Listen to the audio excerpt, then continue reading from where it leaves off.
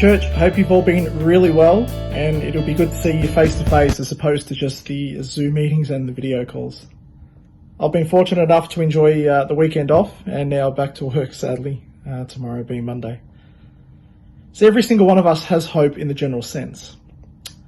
I hope I'll be able to wake up tomorrow at 5 a.m. and not have to hit the snooze button half a dozen times.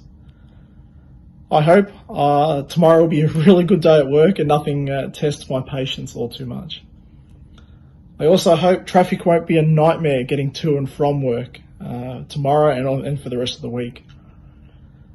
And I also hope the weekend comes faster than the actual work week feels.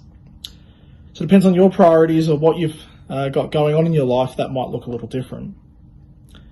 If you've got a few moments, I would encourage you to put a list together. Now, it doesn't have to be too intensive, but I want you to write down what your hopes, your needs, and your wants are for this week.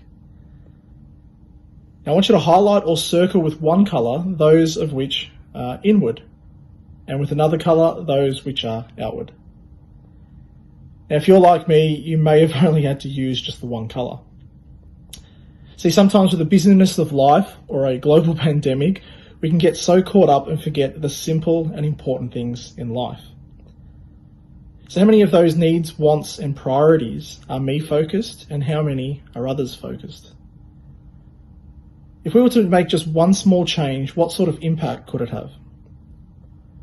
What if the next time you're at the supermarket and you say to a random staff member, "You're doing such a good job, keep it up"? Or just calling a friend just to say you really appreciate their friendship. There is a speaker by the name of Ryan Estes on YouTube that tells a really cool story of an interaction he had with a barista at an airport. And I'd encourage you to search it in your own time if you could. So Ryan was travelling back to his hometown on Christmas Eve and stopped over to get a coffee. So Ryan was met with a barista by the name of Lily. During the interaction, they were both laughing and talking about family and holiday traditions, just as he was waiting for his coffee.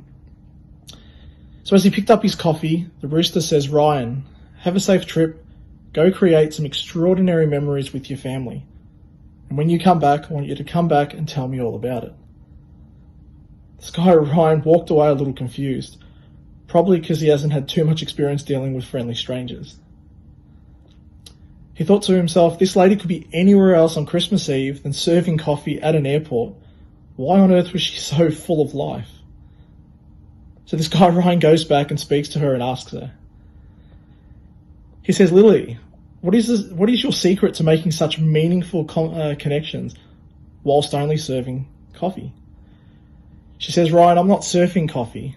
I'm pouring happiness into people's lives." So is that how you see the many interactions you have with people, even strangers? See, a lot of things might be going on in your life and happening in your life that will be out of your sphere of control. But what is in your control is how you choose to respond to those things, and to be kind, be generous, and be thoughtful to others.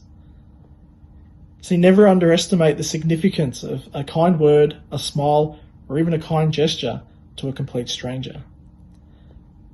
In 1 Peter 3-8 from the Passion Translation says this, "Now this is the goal, to live in harmony with one another and demonstrate affectionate love, sympathy, and kindness towards other believers.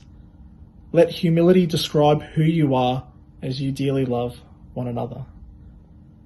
So whose life can you pour happiness into this week? If you need to make that call or send that text message, do so. Make every interaction meaningful and demonstrate the love God has for us to others. God bless.